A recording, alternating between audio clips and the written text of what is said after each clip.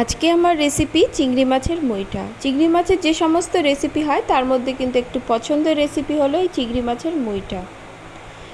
এই রেসিপিটি যেমন সহজ, খেতেও কিন্তু খুব সুস্বাদু হয়।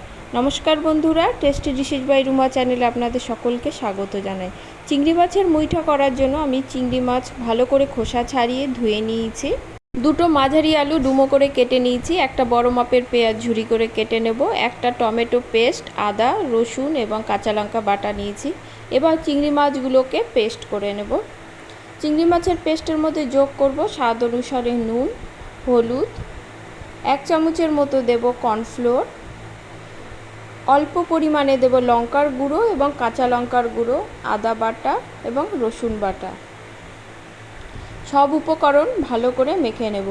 কর্নফ্লোরটা আমি বাইন্ডিংয়ের জন্যই কিন্তু দিয়েছি। এই কর্নফ্লোর না থাকলে আপনারা এখানে ময়দাও যোগ করতে পারেন। সমস্ত মিশ্রণটা ভালো করে মেখে নেব। এবার মুইঠাটা সেদ্ধ করার জন্য আমি কড়াতে জল দিয়ে দিয়েছি। জলটা গরম হলে আমি মুইঠাগুলো থেকে ছোট ছোট আকারে দিয়ে দেব। আপনারা যদি মুইঠাটা একটু বড় দিতে চান দিতে পারেন, আমি কিন্তু মুইঠাটা একটু ছোট ছোট আকারেই দেব। এবার মুইঠাটা আমি সেদ্ধ হতে দেব। 5 মিনিটের মতো আমি সেদ্ধ করে নেব। 5 মিনিট পরে দেখুন মুইঠাটা কিন্তু ভেসে উঠেছে। এবার একটু নেড়ে দেব, উপর নিচ করে দেব। ভালো করে মুইঠাটা সেদ্ধ হয়ে গেলে জল থেকে ছেঁকে আমি তুলে নেব। এবার কড়াতে তেল দিয়ে আমি আলুগুলো ভেজে নেব। আলুটা ভাজার সময় আমি অল্প একটু নুন এবং অল্প হলুদ সহযোগে ভেজেছি, এতে আলুর কালারটাও সুন্দর আসে, আলু ভাজাটাও ভালো হয়।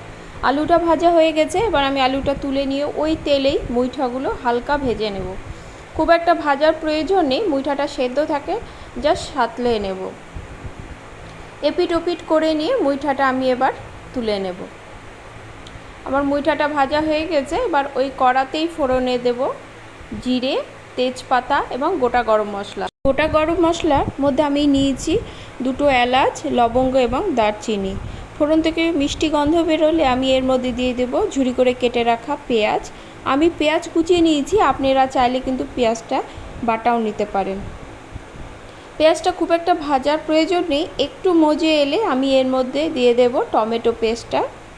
টমেটো পেস্টটা দিয়ে মশলাটা মিনিট 2-এর মতো ভালো করে কষিয়ে নেব।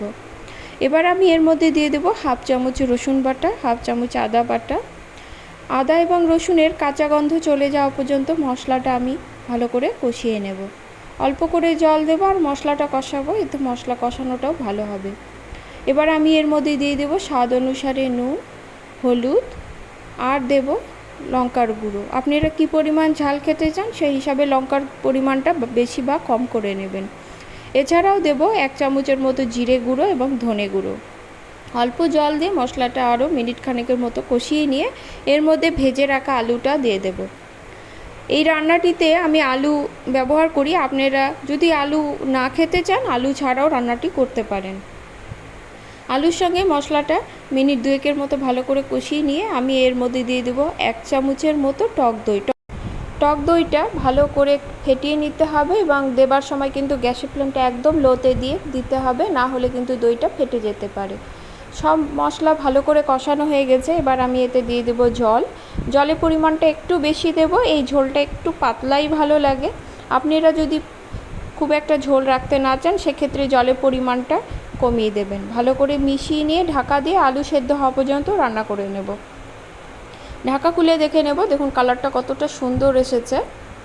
আলুটা আমার সেদ্ধ হয়ে গেছে। এবার আমি ঝোলের মধ্যে দিয়ে দিব অল্প পরিমাণে চিনি। চিনিটা আপনারা পছন্দ না করলে চিনিটা স্কিপ করতে পারেন, তবে আমি এই রান্নাতে অল্প পরিমাণে চিনি দিই, এতে ঝোলের টেস্টটা কিন্তু বেশ ভালো আসে। এবার আমি এর মধ্যে চিংড়ি মাছের মুইঠাগুলো দিয়ে দেব, দিয়ে ভালো করে মিশিয়ে নিয়ে ঢাকা দিয়ে আরও 3 থেকে 5 মিনিটের মতো রেখে দেব। মুইঠাগুলো সেদ্ধই আছে, রান্না হতে কিন্তু খুব একটা সময় লাগবে না। 3 থেকে 5 মিনিট পরে ঢাকা খুলে দেখে নেব। দেখুন ঝোলের কালারটা কতটা সুন্দর হয়েছে, একটা সুন্দর গন্ধ কিন্তু বের হচ্ছে। এবার এর মধ্যে দিয়ে দেব বেশ কিছুটা ধনেপাতা কুচি। ধনেপাতার এই ফ্লেভারটা কিন্তু বেশ ভালো যায়, আপনারা পছন্দ না করলে ধনেপাতাটা স্কিপ করতে পারেন। ভালো করে মিশিয়ে নেব। আমার রান্নাটি কিন্তু শেষ পর্যায়ে 1 চামচ ঘি যোগ করব। ঘি যোগ করে গ্যাসের ফ্লেমটা একদম লোতে দিয়ে আরও 1 মিনিটের মতো রান্না করে নেব। আজকে আমার এই চিংড়ি মাছের মুইঠা রেসিপিটি আপনাদের যদি ভালো লাগে লাইক কমেন্ট করার অনুরোধ রইল এবং সাবস্ক্রাইব করে আমার পাশে থাকবেন এই অনুরোধ রাখছি। চিংড়ি মাছের মুইঠাটা আমার হয়ে গেছে, আমি একটু তুলে দেখাচ্ছি, দেখুন কতটা সুন্দর হয়েছে। এই রান্নাটি কিন্তু খুব সহজ, খেতেও কিন্তু সম্পূর্ণ ভিন্ন এবং অসাধারণ হয়। রেসিপিটি বাড়িতে তৈরি করার অনুরোধ রইল এবং কেমন হয়েছে এবং কমেন্টে কিন্তু আমাকে অবশ্যই জানাবেন।